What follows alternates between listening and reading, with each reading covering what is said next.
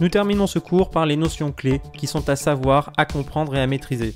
Alors vous allez voir, il n'y a pas d'animation, pas d'image, uniquement du texte. Ce sont vraiment des notions. Imaginez que c'est un petit dictionnaire du marketing. On commence tout de suite avec le réseau d'unités commerciales. Un réseau est un ensemble organisé d'unités commerciales liées par des intérêts communs de nature commerciale, juridique et financière. Les UC d'un réseau partagent une même enseigne, une offre de produits et de services similaires.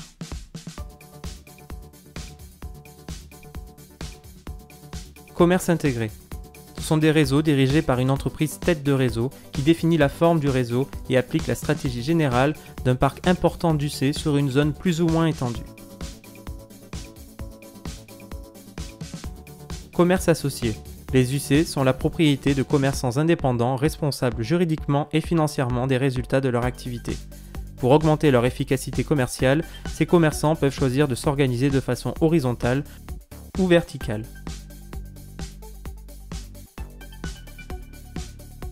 Les réseaux mixtes, ce sont des réseaux comprenant à la fois des UC en propre, des succursales, et des UC franchisés, affiliés ou sous contrat de concession-affiliation.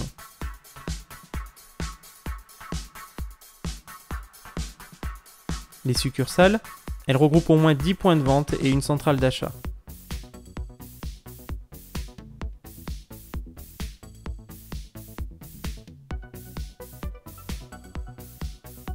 Les coopératives de consommation. Ce sont des associations de personnes gérées par des consommateurs dans un objectif de satisfaction optimale des besoins des membres de la coopérative au moindre coût possible. Gains de productivité. On dit qu'une entreprise du secteur marchand qu'elle réalise des gains de productivité quand elle augmente sa productivité, c'est-à-dire son efficacité productive apparente. Dans ce cas, elle aura diminué en volume les moyens de production nécessaires pour chaque unité produite en moyenne.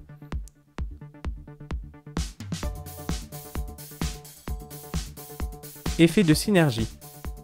C'est l'effet économique bien connu selon lequel la valeur de l'union de deux entités est plus importante que la valeur de la somme des deux entités séparées. Plus simplement, 1 plus 1 égale 3.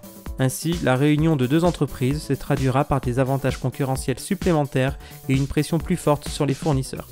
De plus, cela permettra de diminuer le poids des coûts fixes sur chaque bien produit. C'est la fin de ce cours sur le premier dossier concernant les réseaux de l'unité commerciale. Vous verrez dans un prochain cours le dossier 2 concernant les relations producteurs-distributeurs. Je vous remercie de votre attention. Ce cours est donc bien terminé. Vous pourrez retrouver d'autres cours sur cette chaîne YouTube, ainsi que des ressources supplémentaires dans les playlists.